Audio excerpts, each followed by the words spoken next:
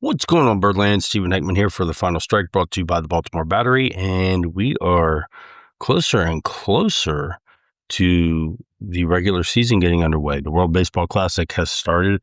The USA is 2-0 going into their day off today. They will be back in action tomorrow. So we're in pool play right now, and the top two from each pool will actually go through to the next round. Right now, the USA is in control of their own destiny as they've won their first two games 15-5 and 9-1. So definitely doing what we expect him to be with their stacked roster.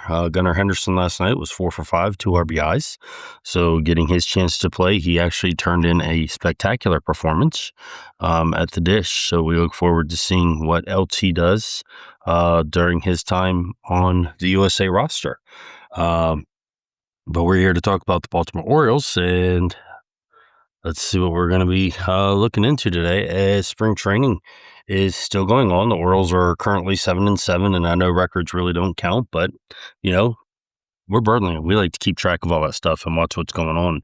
One of the surprise breakouts of the spring so far is good old prospect Vance Honeycutt. I said Rick. Vance Honeycutt, 6 games, he's batting .833, has a 3.69 OPS, 4 home runs, and 6 RBIs. Guys just taking his opportunity and running with it. He was 0 for 1 today in his only at bat, but at one point, him and Enrique Bradfield Jr. were actually tied at the top 30 prospects, and it seems to be he surpassed him. In my opinion, if you remember last year when we had Zach on, Zach actually thought a little bit better of Vance Honeycutt than of Enrique. We all were hoping of better things from Enrique this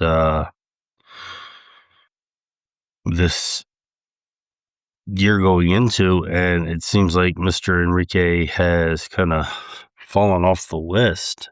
He's still a top 10 prospect, but not doing what we all thought he was going to do, and it's kind of scary. His bet's kind of fallen on the wayside, whereas Honeycutt, he doesn't even look like he's in our top 30 right now. And we're actually going to get into that with Zach here pretty soon, probably in the next week or two. We'll have Zach on and we'll discuss all this.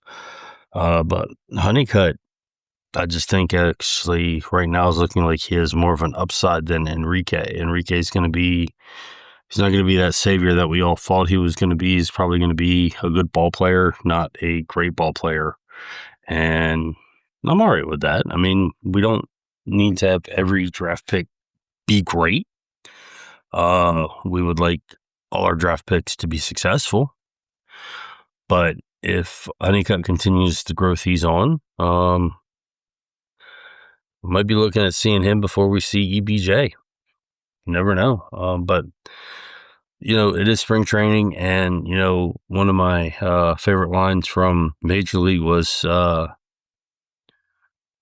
Brown saying he'll be bagging groceries in a week, when they were talking about Willie Mays hitting a home run. He's like, yeah, if a guy will be bagging groceries in a week. So, you got to take it with a grain of salt. You've seen people have amazing spring trainings and then turn around and come into the regular season and completely fall flat on their face. So it is possible. It does happen. But you start looking at other people. Colton Cowser's having a decent spring. He's batting .273. OPS is only .577, so we got to get that up. Definitely something we're going to be paying attention to. He did say he's working on getting his strikeout totals down, so we're hoping that we see a lot more of that, more pop in that bat, back to that 20 home run capability that we know he does have. So we would love to see that. Taylor Ward, right now he's only batting .238, but he has a .788 OPS. So the average isn't there, but the OPS is up. So that means he's making contact with the ball, and he's making good contact with the ball when it matters. So we'll see if we can get that taken care of. Alonso, .259, .791. He's going to be the exciting one that everybody's going to be watching and getting behind this whole season. 5-year contract, there's going to be pressure on him to succeed. He's got 2 home runs and 3 RBIs already and 27 at-bats. 791 OPS, definitely not too shabby numbers. He is 31, so, we'll see what happens going forward with his bat, because we're going to need his bat. I'd like to see the power numbers stay. If we do see a little bit of a dip in home runs, I'd like to see those doubles continue to stay in the upper range that he's been hitting in the last few years. Definitely would be a contributing factor. If I'd rather get the doubles than have the home runs turn into outs. You know what I mean? That was a big thing. One of the big things with Mountcastle is the home runs might have been going down, but he still has that double power. So he's still making contact that counts. And I'll take that any day. If you make contact that counts versus it becoming an out, that's what matters. Going down, you look at Samuel Basallo. He's batting .333, 899 OPS. That is through 18 at-bats. He has 2 RBIs, so, not much going on there. Kind of what we expect. We want to see a lot of him. Of course, everybody's going to be having high expectations of him. We will see what happens. Dylan Beavers, he's 182, 626 OPS. So OPS is a little bit lower than we wanted, but he's getting there. He does have an RBI this spring. He only has 13 at-bats. No, that's Willie Vasquez. Sorry. Beavers, here we go. Beavers has 22 at-bats. No RBIs, no stolen bases. So we'll see what's going on with him. I've got a feeling he's going to get things turned around. We saw what he did in his debut last year. I still have high hopes for him, and I think he's going to be completely fine. I don't see too much going in the wayside of him having too much of a struggle adjusting to big leagues.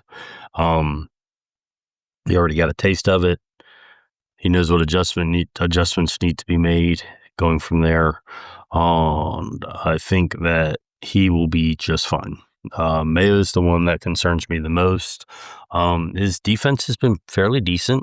I did watch a game the other day where he didn't make a throw that he did get the force at third, turn around and made. He rushed the throw to first. He did get charged with an error because the ball did bounce to first. But looking at the play when I watched it, I kind of feel like Ryan Mountcastle normally would have made those plays. I kind of feel like Mountcastle scooped a little high, and that's what caused the ball to go under his glove. Regular season, I hoping that our first baseman would actually get that. So we'll see. Mayo did get charged with the error, second error of the spring training. Remember, this guy didn't play any third base last year. He was specifically over first base. So after being brought up as a third baseman and then playing some outfield and first base and then switching over to first base full time, he is now back over at third base. His bat is definitely going to be the key to what keeps him in the lineup. You can get by with, average defense at third base if your bat's doing what everybody wants his bat to do. He can hit the ball a mile. The problem is he going to make the contact to stay in the lineup and keep hitting the ball a mile. That's what we've got to pay attention to, and that's what we hope we see from him. And when you look at what he's doing so far this spring, let's see, go back to yesterday.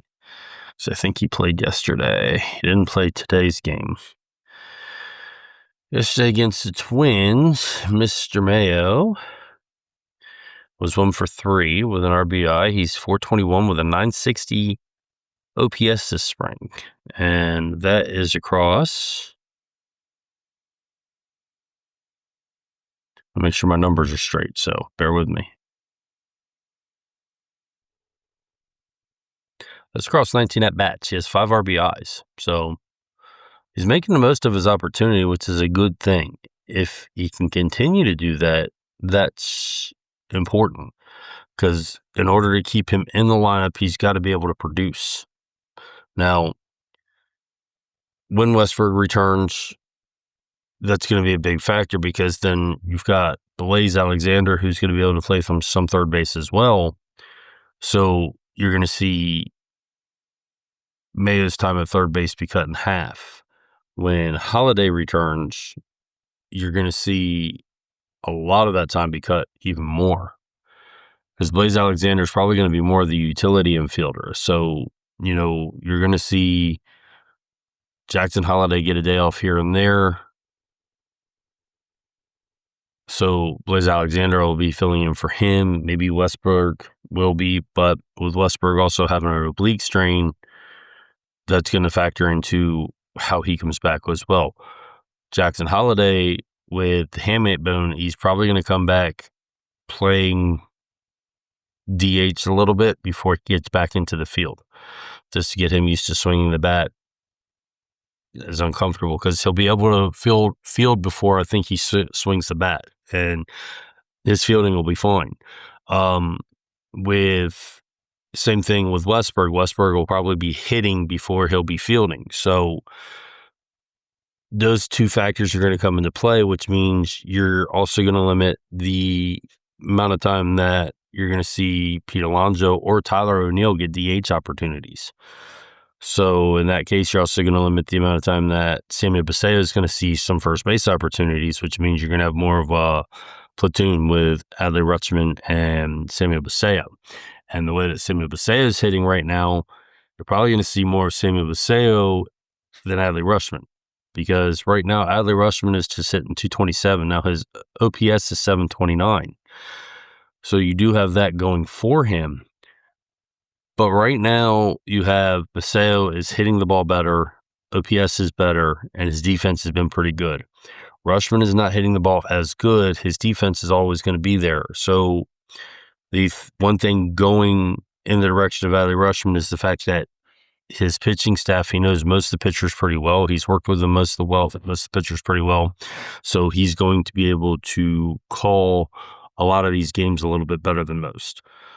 Another player that we're looking at and watching also is Heston Kjersted, who is having a pretty decent spring, 318 average, 984 OPS. Yesterday, he was 1 for 3 with 2 RBIs. He had his second home run, which is great. Let's see, he's got 4 RBIs this spring, and he's got that across 22 at-bats. So he's doing everything he can to make some noise and bring that fourth outfielder spot towards him. If Beavers keeps having the down spring he's having, does that force Beavers back down to AAA and give Kjersted the inside track to the fourth outfield spot?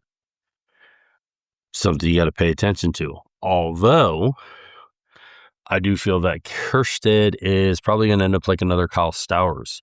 He's going to have one of those springs where he is good enough to be in the mix to play, but we don't have room for him. And he's going to end up getting traded to somebody. He's going to have a breakout year, just like Stowers did last year with the Miami Marlins. The potential is there, and I'm afraid we're going to see it happen with somebody else. And it's a shame because I like Kjersted. I was a big fan of Stowers, and I knew it was going to happen with Stowers. He was going to go somewhere else, and he was going to break out the way he did. And now they're talking about him getting a 7-figure deal, 4 or 5 year contract with a 7-figure deal. And it's justified. The guy had an all-star season last year. He was actually even being considered as a fill-in for Team USA. So he's earned that right. He's shown what he's capable of, and he's shown that he has the ability to play in the major leagues. It's an opportunity that unfortunately the Orioles never gave him, and that's because of the crowded outfield we have. We're seeing the same thing with Heston Kjersted. Once again, you have the crowded outfield because you have Tyler Ward and you have Tyler O'Neill, but then you also have Colton Cowser, Dylan Beavers, you have Vance Honeycutt, Enrique Bradfield Jr., Heston Kjersted, Judd Fabian. I mean, you have all these outfielders that are just taking up stock in our system. You can't play them all. I mean, most teams carry 4 outfielders. And you've got Blaze Alexander, who can play corner outfield spots. You have Coby Mayo, who can play corner outfield spots, which unless we absolutely have to, I'd prefer not to put him in the outfield. Ryan Mountcastle's played some outfield spots. So, I mean, you have people who have played outfield that if we have to, we can stick them out there. You know, Tyler O'Neill hopefully has a healthy season and we don't have to worry about, having to fill in for him. That's another reason why you want to keep Heston around, because if Tyler O'Neill has another season like last year where he doesn't even crack 100 games,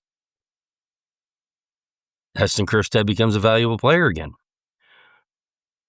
What do you do? Do you risk exposing Heston Kjersted to another team and then Tyler O'Neill getting hurt and you losing the ability to have Heston Kjersted as that fourth outfielder who can play the corner outfield spots? Or do you trade Heston Kjersted, bolster up that bullpen, especially now that Andrew Kittredge is having shoulder inflammation problems? You're stuck behind an 8-ball here, because either decision you make is going to come back and bite you in the ass. If you trade him and Tyler O'Neill gets hurt, then you look like a fool for trading him. If you keep him and Tyler O'Neill stays healthy, you look like a fool for keeping him. Either way, the scrutiny is going to be under Mike Elias for keeping him or trading him. So what do you do? And that's the problem. This is one of the areas where, as a GM or president of baseball operations, you've got to play this the right way. We have some outfielders that are capable of playing, but are they capable of playing at the major league level right now? And right now, Heston Kjersted is the outfielder that would probably suffice to be at that level. Blaze Alexander, I would prefer to keep as the utility infielder. And then you have Dylan Beavers or Heston Kjersted as your situational outfielder if somebody gets hurt. That's how you have to look at it. If Heston Kjersted is having the type of spring that he's having, and Dylan Beavers is having the down spring, do you send Dylan Beavers down and keep Heston Kjersted up? That's the other thing that people got to look at. Dylan Beavers has options. Heston Kjersted is running out of options. Actually, I don't even know if Heston Kjersted has any options left, to tell you the truth. Actually, you know what? Let's find out. We can always look it up. Does Heston Kjersted have any options left? Let's see. He has one minor league option remaining. So you have one option remaining on Heston Kjersted. Do you want to risk using that on sending him down? Whereas Dylan Beavers has multiple options left. These are the things you've got to look at. Dylan Beavers could use some extra time in the minors where he's going to play on a regular basis. And Heston Kjersted can stay up in the majors and rotate through the corner outfields between Ward and O'Neill. So you have flexibility there. Dylan Beavers can also play all three outfield spots, so that gives you the flexibility to rotate all three positions. So you'll be able to give Colton Cowser a breather every now and then too. Do you want the bat that is staying productive through the spring, or the defensive player who's stronger in the outfield, but the bat's not being productive right now? How do you want to play it? And that's one of the things that you got to look at. Same thing going on in the infield. You've got to keep in mind when Jackson Holliday and Jordan Westberg are coming back, what do we do with Ryan Mountcastle and Coby Mayo? Because you can't keep both of them and then have Jackson Holliday and Jordan Westberg come back and then keep Blaze Alexander. You didn't trade for Blaze Alexander and his 4 years of team control to not utilize that. You've got to trade one of those players, if not both those players. And possibly a package deal that includes Heston Kjersted might be on the table.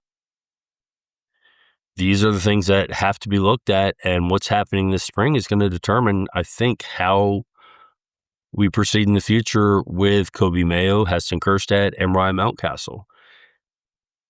And, in a different light, it might even decide what happens with Enrique Bradfield Jr. if his bat continues to falter the way it has been.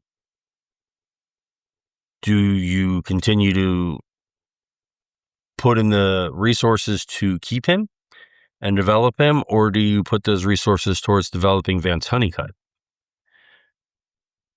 So there's a lot of scenarios and a lot of what ifs going on here that you're looking at this spring and trying to figure out what you're going to do.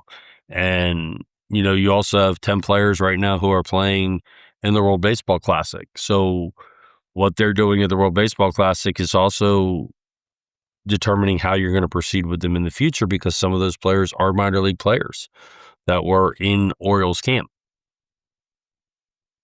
So there's a lot on the table right now, and I don't think people realized how important this spring training is, not only to the Orioles team, but to how we shape the Orioles team going forward.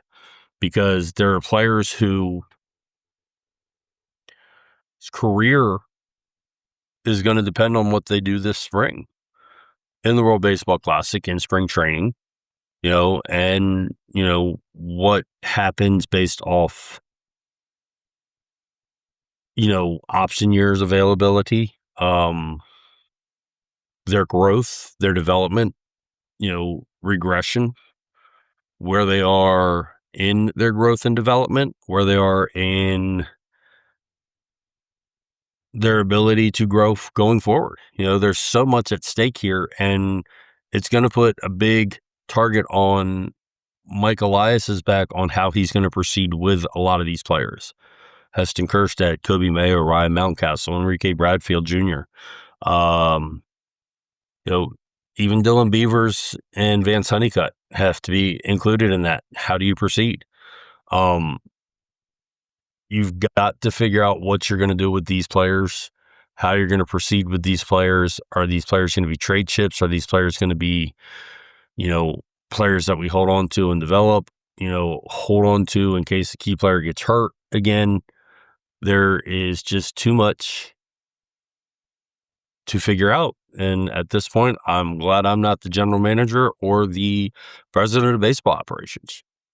So let me know what your thoughts are on this, because it's rather interesting, to say the least, how big this spring training is. A lot of us looked at it as more of a rebound year for the Orioles to come back to where we were in the 2023-2024 season.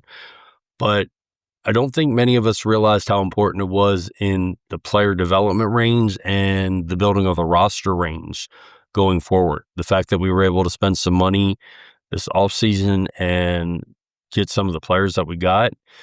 But now it's also into, what do we do with some of the players that we've been developing? How do we proceed with them? What do we do with them? What's our next step with them? Do we cut them? Do we expose them to waivers? Do we trade them? How do we proceed with them, especially when, in the outfield you have Tyler O'Neill, who's been known to have a history of injuries. You have Ward, who's in the final year of his contract. So, you've got many things to factor in. You've got players that are going to start wanting to extensions as well. So it's time to put the nose to the grindstone, as they say. I personally like putting the knife to the wheel and seeing what side of the blade we want to sharpen first, because Mike Elias has got some figuring out to do, and he's got some decisions to make. And I think this spring's going to determine where he goes from here. This is a big spring for him. The offseason was a big thing for him, and he took advantage of it. He made key moves and calculated moves, but now it's springtime, and this spring is pretty big. Looking further into it, this spring is pretty big. So let me know what your thoughts are. Let me know what you think. What do you think happens to Mayo, Coby Mayo, and Ryan Mountcastle? What about Heston Kjersted, Dylan Beavers, Enrique Bradfield Jr., Vance Honeycutt? What about when Jordan Westberg and Jackson Holliday return? What do you think happens then? Blaze Alexander, is going to be a determining factor as to what we do. Do we carry 3 catchers? Because you've got to factor that into play on also how we handle Coby Mayo and Ryan Mountcastle as well. Because if Samuel Basallo is going to play some first base, does Ryan Mountcastle factor into the team as well? So there's a lot to think of and a lot to consider. So let me know what your thoughts are. Let me know what you think. Let me know if you think there's somebody else that I'm missing here that should be included in this thought process or in these decisions that are going to be made by the end of spring.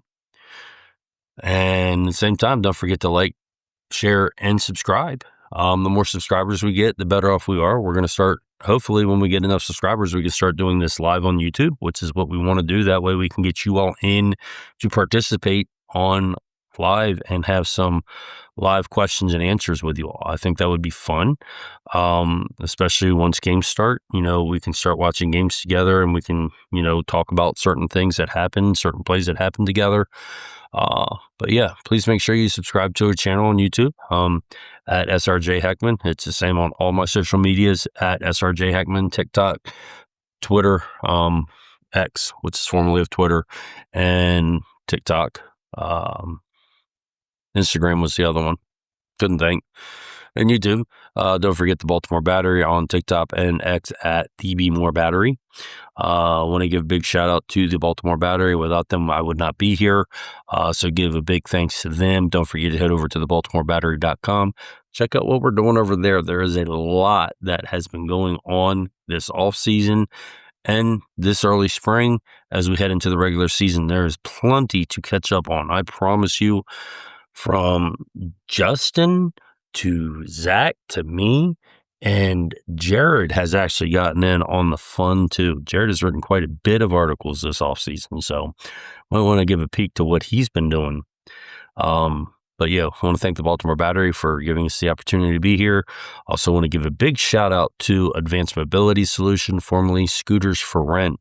So if you're ever in the Maryland, Delaware, Eastern Shore area and you're looking for mobility products, from mobility scooters to electric wheelchairs, manual wheelchairs, beach wheelchairs, or lift recliners, give them a call at 302-280-6203 and tell them Stephen Heckman from the Final Strike sent you. Want to give a big shout out to the Baltimore Orioles, because obviously without them being around, we wouldn't be here either. So until next time, Birdland, keep it real, have some fun, keep that beer cold, and peace out. Remember, like, subscribe, and follow, and we will see you in the next go around. We're going to have Zach on here in the next week or two to discuss the top 30 prospects. That always is a fun time, so be on the lookout for that, and we'll see you next time. Peace out.